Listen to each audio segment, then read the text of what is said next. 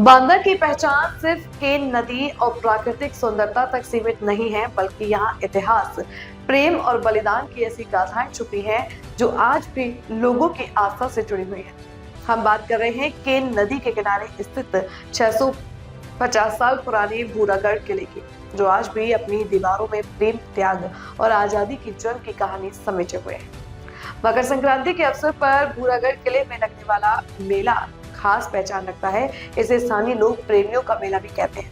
मान्यता है कि वर्षों पहले यहाँ के राजा की पुत्री और एक नट के बीच प्रेम हुआ था, लेकिन राजा को यह रिश्ता मंजूर नहीं था। धोखे से नट को केन नदी के किनारे बुलाया गया और वह नदी में गिरकर डूब गया। उसी दर्दनाक प्रेम कहानी की याद में आज भी यह मेला लगता है। आज भी दूर दराज से प्रेमी जोड़े यहाँ पहुंचते हैं, मंदिर में दर्शन करते हैं और अपने प्रेम को अमर रखने की मन्नत मांगते हैं। लेकिन भूरागढ़ का मेला सिर्फ प्रेम तक सीमित नहीं है। यह नटबली मेला, भजन कीर्तन, सांस्कृतिक कार्यक्रम और विशाल भंडारे का आयोजन किया जाता है, जिससे पूरा क्षेत्र मेले की रौनक से गुलजार हो जाता है। भूरागढ़ किला प्रेम की कहानी के साथ साथ 1897 की क्रांति और स्वतंत्रता संग्राम का भी अहम गवाह रहा। अंग्रेजी हुकूमत के दौरान सैकड़ों क्रांतिकारियों ने आजादी के लिए अपने प्राणों की आहुति दी। मकर संक्रांति के अवसर पर उन वीर शहीदों को श्रद्धांजलि भी दी जाती है। इस तरह भूरागढ़ का मेला प्रेम, आस्था और बलिदान का अनोखा संगम बनकर सामने आता है।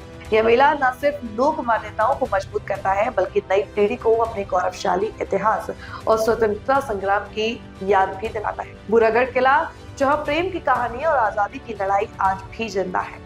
पर आज मेला लगा हुआ है, ये किस तरह का मेला है और किस तरह लगता है? ये हर वर्ष यहाँ पर बांदा में केन नदी के किनारे भूरागढ़ जो किला है, वैसे तो इसका ऐतिहासिक भी महत्व है। हाँ। इसके साथ में लेकिन यहाँ पे ऐसी मान्यता है कि हर मकर संक्रांति पे 14-15 तारीख को हर वर्ष यहाँ पे मेला लगता है। हाँ। और इस मेले को इसलिए एक विशेष स्थान है क्योंकि जो हमारा देश है, भारत देश, हाँ। वहाँ पर आप देखिए हर जगह आपको विभिन्न प्रेम कहानियाँ मिलेंगी। ऐसी ही प्रेम कहानी इस स्थान से भी जुड़ी हुई है और यहाँ के जो आसपास के लोग हैं, बहुत दूर से लोग आते हैं इस मेले को देखने। वो ऐसा मानते हैं कि ऐसा पुरातन काल में, प्राचीन काल में ऐसा हुआ है कि यहाँ पे एक नटबली थे और ये नदी के ऊपर एक सूत का धागा बांधा गया था और उनका राजकुमारी से प्रेम था। और उस ऐसी शर्त रखी गई थी यहाँ के जो राजा थे नवाब से कि वो यदि उस सूत पे चढ़ के वो जो नटबली का जो खेल दिखाते हैं, जो इनका पैतृक होता है, यदि वो उसको पार कर जाएंगे तो उनका विवाह राजकुमारी से हो जाएगा। लेकिन उसमें शायद जैसे साजिशें होती हैं वैसे सूत को काट दिया गया षड्यंत्र के चलते। तो उनकी भी मृत्यु हो गई और उस दुख में उस राजकुमारी ने भी मृत्यु अपना स्वीकार की थी। इसी किले से कूद कर जान दे दी। तो इस वजह से यहाँ पर ऐसी जो प्रेमी जोड़े हैं उनकी आस्था है, वो लोग प्रतिवर्ष आते हैं, ऐसी मान्यता मानते हैं कि हमारा जो प्रेम है वो पूरा हो। और होते भी है, लोग जिस भी प्रकार की मान्यताएं मानते हैं वो यहाँ पूरी होती है। तो काफी धीरे धीरे करके अब ये बहुत बड़ा स्वरूप ले चुका है। और जैसा हमारा देश, हमारी भारतीय संस्कृति प्रेम की संस्कृति है और हर छोटी छोटी जगह पर आपको पूरे देश में ऐसी प्रेम कहानियां मिलती हैं, वही आज यहाँ पर भी चली आ रही है और बड़े स्तर पे बहुत अच्छा मेला होता है। Thank you. हम लोग नट बिरादरी से हैं। अच्छा। हमारी नट बिरादरी यहाँ पर कम से कम नहीं तो 1000 जनसंख्या आने लगी। हमारे नट बाबा। अच्छा।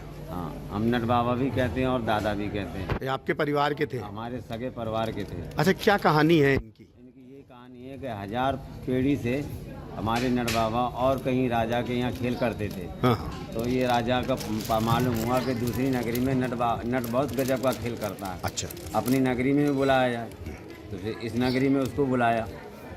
राजा के यहाँ अच्छा खेल दिखाया। राजा खुश हो गया, कहने लगा कि यार हमारी इतनी सेना है, इतनी कलाकारी कोई बता नहीं सकता है।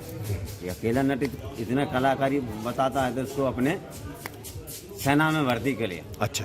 सेना में भर्ती किया। उसने यहाँ पर रहते थे सेनाओं के साथ। तो दादा को उस पार रखा, कहीं महल में, दूसरे महल में। तो एक बार रानी निकली नहाने के लिए नदी में। अच्छा।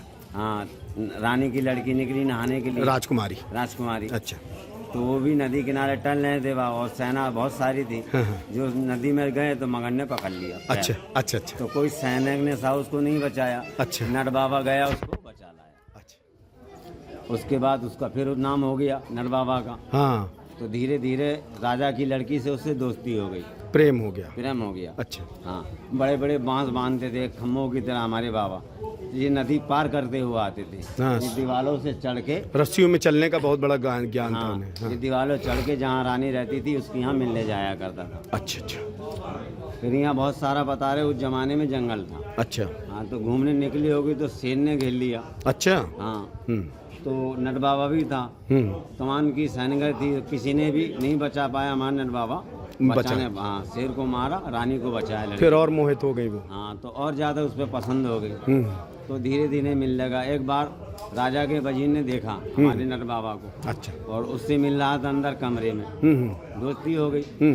तो वजीर ने देखा तो राजा के यहाँ कहने लगे कि राजा, तुम्हारी लड़की और नट ऐसी ऐसी दोस्ती की बातें चलती है। हाँ, प्रेम तो चल राजा रहा है। एकदम क्रोधी हुआ कि वजीर तुम ऐसा क्यों कह रहे हो, हमारी लड़की के ऊपर दोष आ रहा है। तो कहने लगा फिर राजा के, अगर तुम्हें यकीन नहीं है राजा, तो इतनी टाइम नट इधर से आएगा नदी पार करके बांस बांध के दीवार के किनारे अपने बांस खोलेगा, दीवार पर चढ़ जाएगा और तुम्हारी लड़की से मिलेगा। इतनी टाइम आएगा। राजा उसी टाइम देखे तो दोनों की मुलाकात हो रही है। तो क्रोधी हुआ। तो सोचा मन में कि मैं अभी बंदूक से इससे मरवाऊंगा तो मेरे पर दोष आएगा। बिल्कुल। तो वजीर से कहा क्या उपाय किया है? तो वजीर ने कहा कि इसका उपाय एक है सर, ये जात का नट है, ये अच्छी अच्छी कला दिखाता है। हाँ। इसके कोनो कला के बहाने मारा जाए। हाँ हाँ सही है। षड्यंत्र रचा। हाँ, षड्यंत्र रचा। क्योंकि राजा ने रखा था। तो साल भर नट बाबा हमारे यहाँ नौकरी बजाया, इसके यहाँ वजीर बन के रहा। ठीक है। उसके बाद शर्त रखी कि इतने बड़े तुम नट हो, उस पहाड़ी से हमारे किला तक कच्चे धागे में नाचते हुए आ जाओगे तो तुम्हें आधा किला का मालिक, आधा राज और आधा तुम्हें पार दूंगा। बड़ी लड़की से मेरी शादी कराऊंगा। हाँ। तो फिर कच्चे धागे में चले हमारे ठीक है। नट बाबा उस पहाड़ी से। हाँ। बीच में नदी पड़ती है। हाँ। नाचते गाते सब चीज उस में मंत्र से बांध दी गई थी। हाँ हाँ ताला, बंदूक, जितने भी औजार थे सब बंद गए। सब मंत्र से बांध दिए गए। हाँ हाँ फिर वो चले नाचते गाते हमारे बाबा। पूरी जनसंख्या देख रही है, प्रजा देख रही है राजा की, पूरा बांधा देख रहा है कि इतनी बड़ी शर्त लगी है राजा की नट के साथ। हाँ। फिर नाचते नाचते आने लगा, नदी पार करने लगा तो सब लोग घबराने लगे। कहने लगा कि यार ये तो नट है, मान मर्यादा की बात। लड़की भी ले जाएगा, आधा राज आधा भाग ले जाएगा। तो धीरे धीरे सरकता गया। तो कितने भी उसने काटने बंदूक ताला दुनिया चलाई, सूत नहीं कटा सर। अच्छा। हाँ, कितने भी कोशिश की मगर सूत नहीं कटा। हमारे बाबा आगे किनारे। तो ये घाट में बाबा रहता है, उस जमाने में रहता था।